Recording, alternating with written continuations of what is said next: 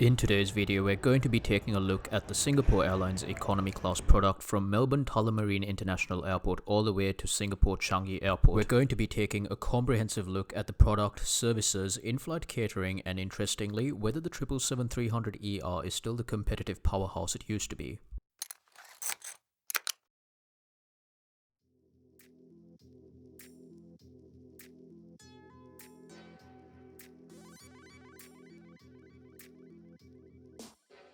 Today's flight experience begins at Melbourne Tullamarine International Airport in the freezing winter. While many passengers are checking in for a ride to Singapore, the inbound flight SQ227 is still passing over Western Australia. I don't want to say that the check-in experience was by any means slow, but it was a little bit confusing. Now, in SQ's defense, it wasn't their fault that a lot of the check-in kiosks weren't working, but a very friendly check-in agent eventually got hold of me and handed me my boarding passes. Now, Singapore Airlines actually connects Melbourne with Singapore 5 times a day. Imagine having that much air traffic between the two countries. That's insane. Alright, welcome back. We're going to be flying from Melbourne direct to Singapore today on Singapore Airlines, flight number SQ238. The aircraft we're flying on is a Boeing 777-300ER, and we're going to be flying in economy class because I'm keen to check the Singapore Airlines Boeing 777 product just because I haven't flown it in a while and I want to see how consistent it is with their other economy class products like the A350 and the 787 and the A380 to some extent. Those aircraft types tend to get a bit more clout, but I want to check if the 777-300ER meets that mark for Singapore Airlines, so I'm keen to take you guys with me, so let's all fly to Singapore.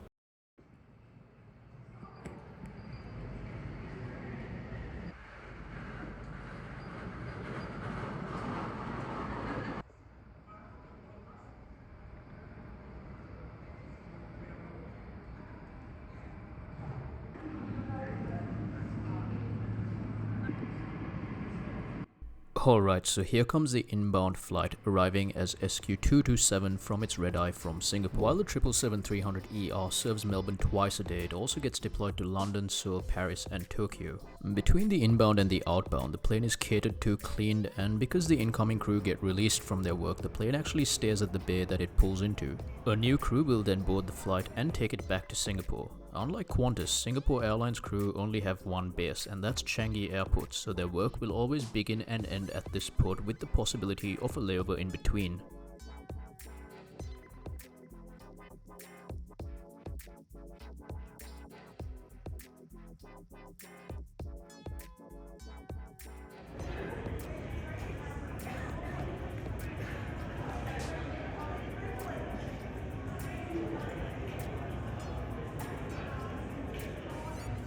A boarding announcement was soon called and all the NPCs got up and rushed to board the flight even though we had allocated seats, until the gate agents promptly told them to go back and wait until their boarding group was called.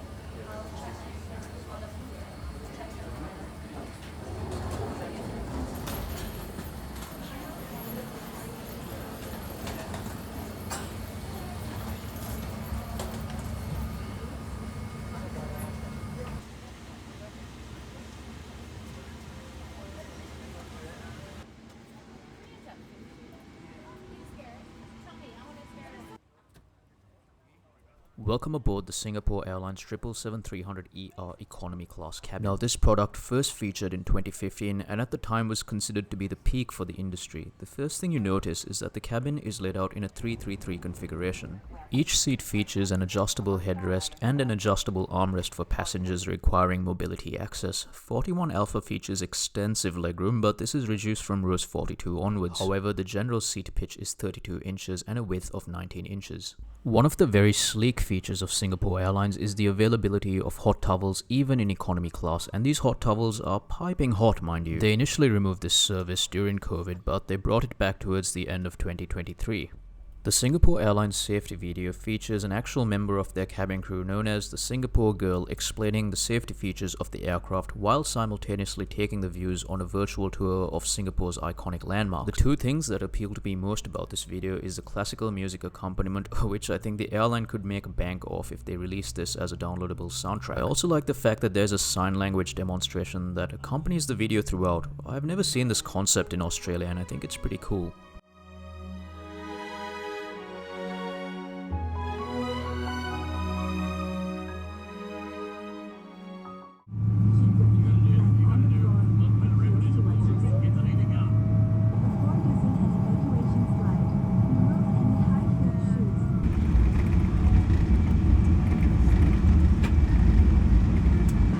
Ladies and gentlemen, please fasten your seatbelt and draw up your window shades. Thank you.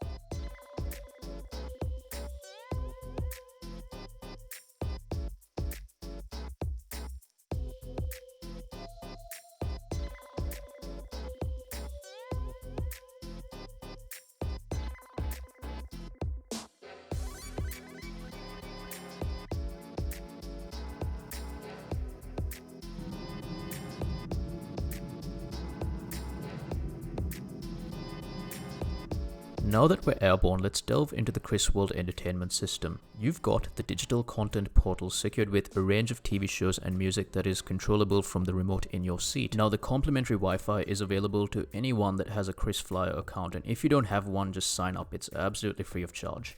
To access the function, the first thing you need to do is connect to the Chris World entertainment system on your cellular device. Then just follow the prompts until the page redirects you. For a while it seemed like I was just staring at this icon going around and round, but after a few resets it allegedly connected. So I gave it a little test by trying to see if I could contact anyone on the ground, and much to my relief the function actually worked. Alright, so before I dive into the meal service, I want to preface this by saying that prior to this flight, I was battling the worst case of food poisoning and dehydration in my life. I was so sick and was burning up the night before. Now my GP asked me to maintain a bland diet, so I booked the Singapore Airlines bland meal. Yes, that's what it's called. I should probably add that this meal isn't by any means designed to showcase the culinary excellence of Singapore Airlines. Rather, it's a meal designed to omit any ingredients that cause gastric irritation. In other words, a meal that's completely void of any flavor. And so, while the rest of the passengers were getting served this, I was getting served this, and I'm not gonna lie, it stung just a little bit. Now, the weird thing about Singapore Airlines is that when you pre-order your meal, they give you a brief description of what the meal will be like, but they don't tell you what the meal actually is. I figured this was some kind of pasta with chicken and sauce, and a salad as the entree. I don't know what the dessert was, but it wasn't bad either. My overall thoughts on the meal: it was a decent dining experience. Serve this to me on literally any other day and I would be absolutely disappointed, but since I had deliberately chosen a bland meal, I think Singapore Airlines had done well. The meal did what it was supposed to do, which was to be void of any flavor and keep my tummy satisfied all the way to Singapore. Emergency crews scrambling to help the passengers of Singapore Airlines Flight SQ321. Now, about a month leading up to this flight, a Singapore Airlines 777, much like the one we're flying on right now, hit a massive turbulence bump known as clear air turbulence. It left one passenger dead and several others injured. Now, while I personally believe the airline handled the incident relatively well, updating everyone every couple of hours on the ground status in Bangkok where the plane diverted to, Singapore Airlines has made a slight change in its onboard service. Now, the simple rule behind this is if the seatbelt sign is on, no matter what, passengers and crew have to be strapped in, no exceptions made. So I wanted to see how well this was enforced. However, if I'm being super honest with you, there was not a huge round of turbulence on this flight, and when there was, I did see everyone strapped in for the most part, so I can't really say that this was significantly different to how things were prior to the incident. Now, the history of Singapore Airlines in Melbourne started way back in 1971. Today, the Melbourne to Singapore route is a high-traffic route. As I mentioned earlier, this is the second of 5 flights between the two ports. But the only main difference between the flights is that depending on which time of the day you're flying, the demographic of passengers tends to change. So, for example, today's flight will land in Singapore at 3:15 in the afternoon, ready to feed passengers onto these flights. Now, Singapore Airlines gets a large chunk of its revenue from its East Asian routes, and one of the reasons is because of feeder flights like the one we're currently on. However, Singapore's relaxed visa laws also make it very easy for passengers with a longer transit time to enter Singapore for a couple of hours before departing on a later flight, and Singapore has a number of methods to facilitate the ease of transit. The crew on today's flight had been fantastic from the onset. One thing that I really liked to see was how well they looked out for each other. During the boarding process, one of the junior crew was pushing up the overhead compartment. Now, upon seeing this, her senior colleague approached her and asked her not to do it by herself, but rather to wait for someone else as she could hurt her back as the compartments were quite heavy. Her senior colleague then walked with her down the aisle, helping her close all the overhead compartments. At some time during the flight, the stewardess also came and gave me this goodies bag, which had a few items in it, which I thought was a very nice gesture. I'm not sure why they gave me this bag. I'm assuming it's because they noticed that I was extremely sick and they felt very sorry for me. I was trying to hydrate as much as possible, and I think the crew eventually picked up that I was ordering the same mix of apple juice and water. So every time they passed through the cabin, they'd ask me if I wanted the same mix again, which indicated to me that this was a highly personalized service. Now, Singapore Airlines made bank in its last financial year and gave its crew an 8-month bonus to thank them for their hard work, and I honestly think it's very well deserving. The lavs were kept decently clean for the duration of the flight. Before I went in, the crew asked me to step aside so she could go in and clean it, which tells me they were frequently cleaning the loos in between usage. Now, they stocked the lavs with basic amenities for you to use and feature clean sinks, mirrors, toilets, and taps to dispense hot and cold water. I will, however, add that the lavatory at the back didn't have a functional sink, so they placed some disinfectant sanitizer and a note apologizing to their customers. All in all, I can't really complain.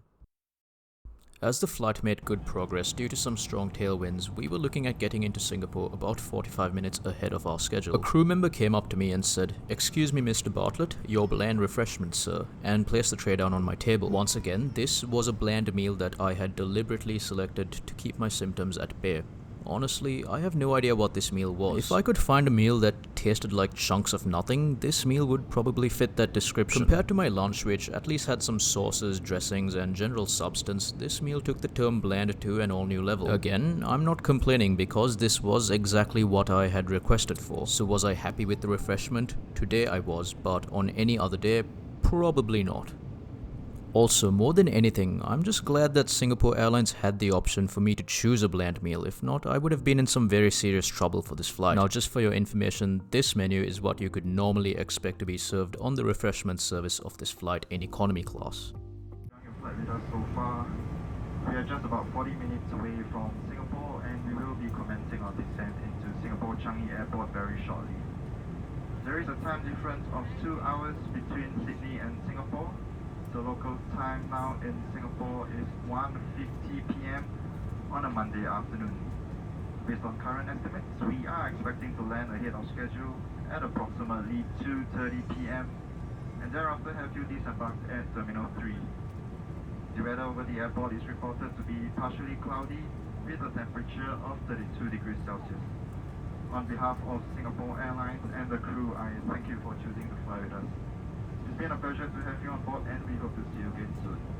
Cabin crew, please prepare for arrival. Thank you.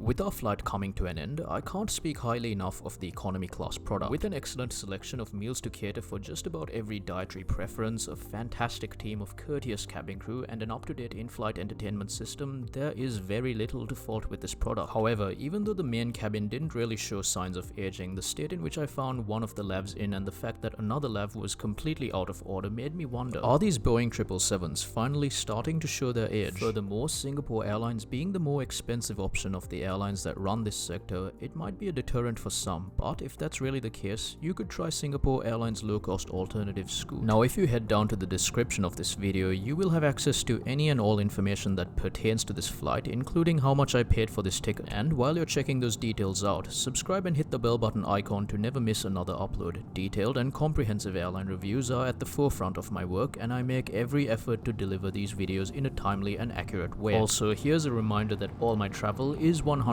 funded by me. I'll let you enjoy the views and landing into Singapore Airport for now, and I'll give you the final verdict at the end of this video.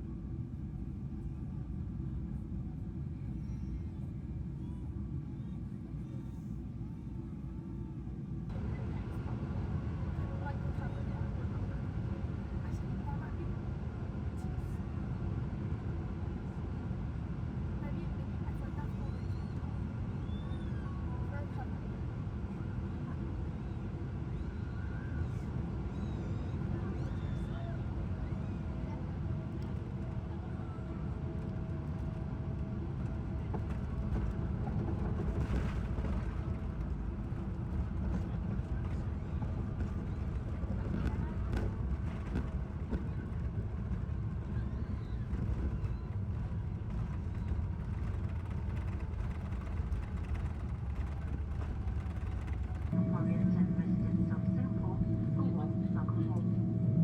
Please remain seated with your seatbelt fastened until the seatbelt sign is off. Please take care of and dominate the overhead compartment, and remember to take all your belongings with you. It's been our pleasure serving you on this flight. Thank you for flying Singapore Airlines, a member of the Star. Now, the pros today include excellent and detail-oriented service, a comprehensive in-flight entertainment system, and a friendly check-in experience. However, on the lower end of the spectrum, we've got aircraft maintenance due to 2 lavatories being out of order across a full economy class load. I can't help but wonder if this would be a different case on one of their 787s or A350s. That being said, here is the final score for today's flight from Melbourne to Singapore. That's all for now. Have a very pleasant day and safe travels wherever you're headed to.